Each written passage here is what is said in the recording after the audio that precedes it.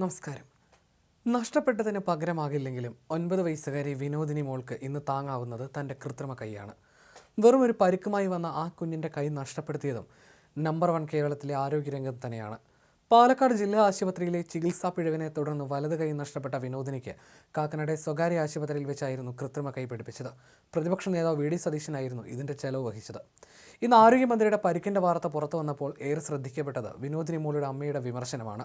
വിനോദിനി മോൾ അനുഭവിച്ച വേദനയൊന്നും കൊതുക് കടിച്ചാൽ ഉണ്ടാകില്ല മന്ത്രി എന്നായിരുന്നു വാട്സപ്പ് സ്റ്റാറ്റസിലൂടെ വിനോദിനിയുടെ അമ്മ പ്രസിദ്ധീകരിച്ച പ്രതികരണം. ഇന്ന് വൈകിട്ട് കണ്ണൂരിൽ KSU പ്രതിഷേധത്തിനിടെ മന്ത്രിക്ക് പരിക്കേറ്റ സംഭവത്തിൽ സംസ്ഥാനത്ത് വ്യാപകമായ പ്രതിഷേധങ്ങൾ നടക്കുന്നതിനിടയിലാണ് ഈ വിമർശനം. മന്ത്രി വീണ ജോർജിനും മകൾ വിനോദിനിക്കും പരിക്കേറ്റ കൈകളുടെ ചിത്രങ്ങൾ ചേർത്ത് വെച്ചുകൊണ്ടാണ് പ്രസിദ്ധയുടെ വാട്സപ്പ് സ്റ്റാറ്റസ്. മന്ത്രിയുടെ അനാസ്ഥ മൂലം കൈ മുറിച്ചു മാറ്റേണ്ടി വന്ന വിനോദിനിയുടെ ദുരവസ്ഥയും KSU ആക്രമണത്തിൽ മന്ത്രിക്ക് കൈക്ക് പരിക്കേറ്റതും താരതമ്യം ചെയ്താണ് ഈ വിമർശനം.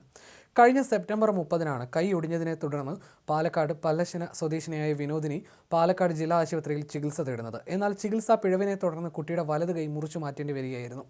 ഇന്ന് വൈകിട്ട് 3:30 കണ്ണൂർ റെയിൽവേ സ്റ്റേഷനിൽ വെച്ചാണ് ആരോഗ്യമന്ത്രി വീണ ജോർജിന് KSU പ്രവർത്തകരുടെ പ്രതിഷേധത്തിനിടെ പരിക്കേറ്റത്. സംഭവത്തിൽ KSU ജില്ലാ പ്രസിഡന്റ് അടക്കം 5 പേരെ അറസ്റ്റ് ചെയ്തതായി DGP ഇറവാട ചന്ദ്രശേഖർ അറിയിച്ചിരുന്നു. മന്ത്രിക്കെതിരായ ആക്രമണത്തിൽ പ്രതിഷേധിച്ച് സംസ്ഥാന വ്യാപകമായി CPM പ്രതിഷേധങ്ങൾ നടന്നു വരികയാണ്. കഴിഞ്ഞ വർഷം സെപ്റ്റംബർ 24-ന് സഹോദരനൊപ്പം കളിക്കുന്നതിനിടയിലാണ് വിനോദിനി മോളുടെ കൈക്ക് പരിക്കേൽക്കുന്നത്. പാലക്കാട് ജില്ലാ ആശുപത്രിയിലെ ചികിത്സയ്ക്ക് ശേഷം കൈയിൽ നീർക്കെട്ടുണ്ടായതോടെ കുട്ടിയെ കോഴിക്കോട്ടെ മെഡിക്കൽ കോളേജ് ആശുപത്രിയിലേക്ക് മാറ്റുകയായിരുന്നു. ഇവിടെ നടത്തിയ പരിശോധനയിലാണ് കൈ മുറിച്ചു മാറ്റേണ്ടി വന്നത്. കൈ കേൾക്കുന്ന പരിക്കിനെ തുടർന്ന് ആദ്യം ചിറ്റൂർ താലൂക്ക് ആശുപത്രിയിലായിരുന്നു എത്തിച്ചിരുന്നത്. അവിടെ പരിശോധിച്ച ഡോക്ടർമാർ ജില്ലാ ആശുപത്രിയിൽ കൊണ്ടുപോകാൻ നിർദ്ദേശിക്കുകയായിരുന്നു. ജില്ലാ ആശുപത്രിയിൽ നിന്ന് കയ്യിൽ പ്ലാസ്റ്റർ ഇട്ട ശേഷം അന്ന് രാത്രി തന്നെ ഡിസ്ചാർജ് ചെയ്യുകയും ചെയ്തു.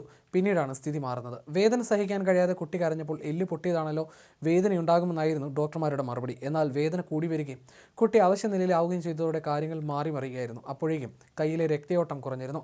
ദുർഗന്ധമുള്ള പഴുപ്പ് വരാനും തുടങ്ങി. ഇതോടെയാണ് മെഡിക്കൽ കോളേജിലേക്ക് അയച്ചത്. പഴുപ്പ് വ്യാപിച്ചതിനാൽ കൈ മുറിച്ചു മാറ്റേണ്ടി വരികയായിരുന്നു. ജില്ലാ ആശുപത്രിയിൽ വിനോദിനിയെ പരിശോധിച്ച ഡോക്ടർമാരുടെ പിഴവിനെ തുടർന്നാണ് കുട്ടിയുടെ കൈ നഷ്ടപ്പെട്ടതെന്നായിരുന്നു ആരോപണം. പണം കടം വാങ്ങിയായിരുന്നു വിനോദിനിയുടെ രക്ഷിതാക്കൾ ചികിത്സ നടത്തിയത്. അതേസമയം വീണ ജോർജിന് വിദഗ്ധ പരിശോധന നിർദ്ദേശിച്ചിരിക്കുകയാണ് മെഡിക്കൽ ബോർഡ്. വീണയുടെ കഴുത്തിന് ക്ഷതമേറ്റിട്ടുണ്ടെന്നാണ് മെഡിക്കൽ ബുള്ളറ്റിനിൽ അറിയിച്ചിരിക്കുന്നത്. MRI സ്കാനിംഗ് പരിശോധന വീണ ജോർജിന് വേണമെന്നും മെഡിക്കൽ ബോർഡ് നിർദ്ദേശിച്ചു.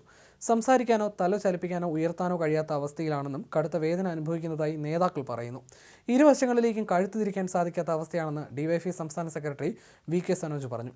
എക്സ്റേ ഉൾപ്പെടെയുള്ള പരിശോധനകൾക്ക് ശേഷം ആരോഗ്യനില സംബന്ധിച്ച കൂടുതൽ വിവരങ്ങൾ ആശുപത്രി അധികൃതർ അറിയിക്കും. വന്ദേ ഭാരത് എക്സ്പ്രസിൽ യാത്ര ചെയ്യാനെത്തിയ മന്ത്രി ടിക്കറ്റ് കൗണ്ടറിന് സമീപം നിൽക്കുമ്പോഴാണ് പ്രതിഷേധം നടന്നത്. പോലീസ് വലയം ഭേദിച്ച് മന്ത്രിയെ കയ്യേറ്റം ചെയ്യുകയായിരുന്നുവെന്നാണ് CPMന്റെ ആരോപണം. കഴുത്തിന് പുറമെ മന്ത്രിയുടെ കയ്യിലും പരിക്കേറ്റിട്ടുണ്ടെന്നാണ് പറയുന്നത്. കഴിഞ്ഞ ദിവസങ്ങളായി കണ്ണൂരിൽ പലയിടത്തും മന്ത്രിക്കെതിരെ പ്രതിഷേധങ്ങൾ നടന്നിരുന്നു. മന്ത്രിക്ക് നേരെയുണ്ടായ ശാരീരിക അതിക്രമം അങ്ങേയറ്റം അപലപനീയമാണെന്നും ഇത് ആസൂത്രിതമായ ഗുണ്ടായിസമാണെന്നുമായിരുന്നു മുഖ്യമന്ത്രി പിണറായി വിജയൻ പ്രതികരിച്ചത്. ആരോഗ്യമന്ത്രിയെ ആക്രമിച്ചത് പ്രതിഷേധാർഹമാണെന്ന് സ്പീക്കർ AN ഷംസീറും MV ജയരാജനും പറഞ്ഞു. സംഭവത്തെ അപലപിച്ച സ്പീക്കർ സമരക്കാരെ UDF നേതൃത്വം തള്ളിപ്പറയണമെന്നും ആവശ്യപ്പെട്ടു. സംഭവത്തിന് പിന്നാലെ സ്പീക്കർ AN ഷംസീറും കണ്ണൂർ റെയിൽവേ സ്റ്റേഷനിലെത്തിയിരുന്നു. CPM ജില്ലാ സെക്രട്ടറി ഉൾപ്പെടെയുള്ള നേതാക്കൾ ആശുപത്രിയിൽ മന്ത്രിയെ സന്ദർശിച്ചു.